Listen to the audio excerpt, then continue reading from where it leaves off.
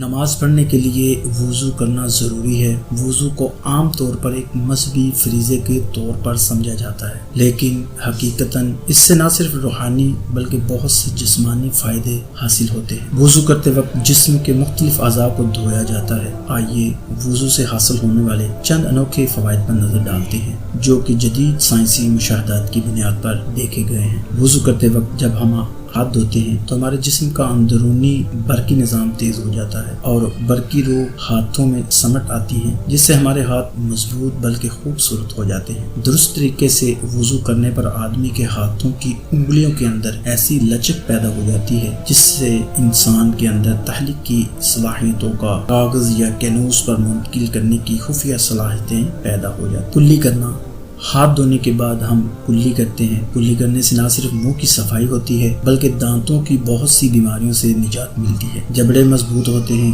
مسوڑوں کی جانب خون کی گردش بڑھتی ہے، دانتوں میں چمک پیدا ہوتی ہے، قوت ذائقہ بڑھتی ہے، لعاب دہن کی مقدار میں اضافہ ہوتا ہے جو کہ ہمارے نظام ہضم کے لیے بہت فائدہ مند ہے۔ دوران وضو غرغرہ کرنے سے آدمی نسلز کی بیماری سے محفوظ رہتا ہے۔ ناک میں پانی ڈالنا: ناک ہمارے جسم کا ایک انتہائی اہم عضو ہے۔ ناک میں زبردست صلاحیت یہ ہے کہ آوازیں گہرائی اور سہانا پن پیدا کرتی۔ ناک کے اندر کی پرت آواز کی خوبصورتی میں اہم کردار ادا کرتی ہے۔ ناک پھیپھڑوں میں جانے والی ہوا کو آلائشوں سے پاک کر کے صاف، گرم اور موزوں بناتی ہے۔ ہر آدمی کے اندر روزانہ 500 مکعب فٹ ہوا داخل ہوتی ہے، اس سے ایک بڑا کمرہ بھرا جا سکتا ہے۔ ناک ہوا کو مرطوب بنانے کے لیے تقریباً 1/4 گیلن نمی روزانہ پیدا کرتی ہے۔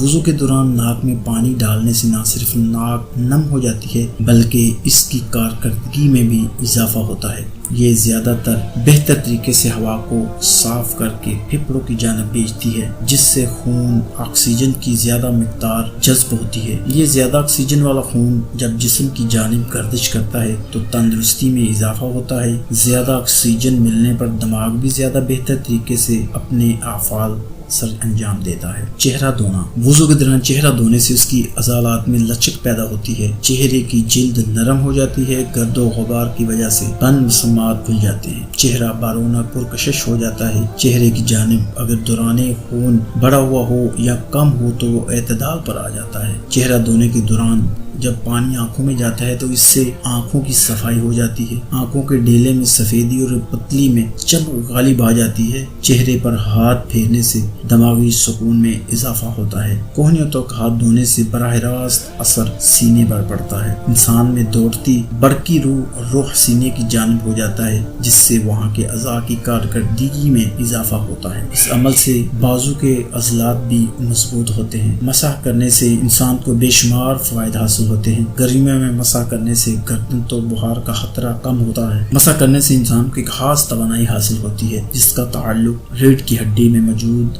حرام مغز اور تمام جسمانی جوڑوں سے ہے۔ گردن کا مسح کرنے سے جسم میں بننے والی برقی روح ہاتھوں کے ذریعے سے شہ رگ میں ظاہرہ ہوتی ہے اور ریڑھ کی ہڈی سے گزرتے ہوئے پورے اعصابی نظام میں پھیل جاتی ہے، جس سے اعصابی نظام کو تقویت ملتی ہے۔ پیر انسانی جسم کا ایک بہت ہی حساس عضو ہے، اس کا تعلق براہ راست دماغ سے ہوتا ہے۔ یہی وجہ ہے کہ جب ہمارے پاؤں میں کانٹا چبھے یا کسی پاؤں کے پیچھے کوئی انجان سی چیز آ جائے تو فوراً ہم گھبرا کر پیچھے ہٹ جاتے ہیں۔ پاؤں دھوتے وقت دماغ کو سکون کا احساس ملتا ہے، انسان پر سکون ہوتا ہے۔ یہی پرسکون حالت نماز میں گہرے انہاق اور توجہ بڑھانے کا سبب بنتی ہے۔ وضو کے اتنے بے شمار فوائد کے پیش نظر ہمیں کوشش کرنی چاہیے کہ ہر وقت باوضو رہیں، کہ یہ سنت بھی ہے۔ اس سے نہ صرف آپ کو مذکورہ تمام فوائد حاصل ہوں گے بلکہ اس سے کہیں بیش بہا روحانی سکون اور فوائد آپ کو ملیں گے۔